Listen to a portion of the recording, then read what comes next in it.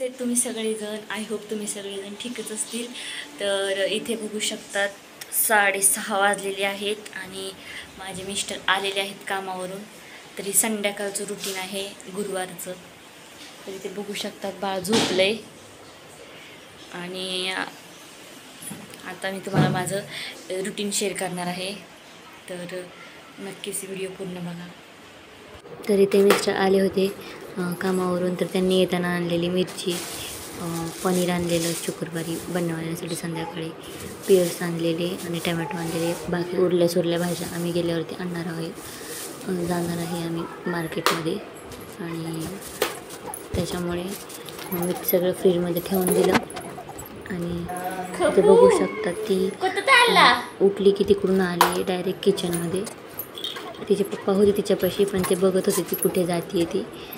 मग ती इकडे आली उठल्या आणि इथे मी नाचणी सत्व बनवते तिच्यासाठी. तर मी माझ्या पद्धतीने बनवते. नाचणीचं पीठ आणलेलं आहे, तिच्यापुरतं आणलेलं आहे 1 किलो. आणि म्हणजे 2-3 दिवस झालं ते चालू केलेलं आहे, नाहीतर तेच खात होती आधी. त्याच्यामुळे आणि ते मग गॅस पेटत नव्हता, आम्ही खालून बंद केला आणि वरती लाईटर मारत बसली आहे.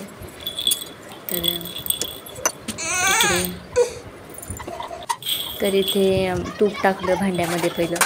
हे तिचं सेपरेट भांडं आहे आणि याच्यामध्ये नाचणीचं पीठ टाकलं चाळून आणि नंतर त्याच्यामध्ये थोडंसं गूळ आणि मीठ टाकलं आणि 1 ग्लास पाणी टाकून ते शिजवण्यासाठी ठेवलं. 2-3 मिनटं शिजवलं, मग तिला खाण्यासाठी दिलं.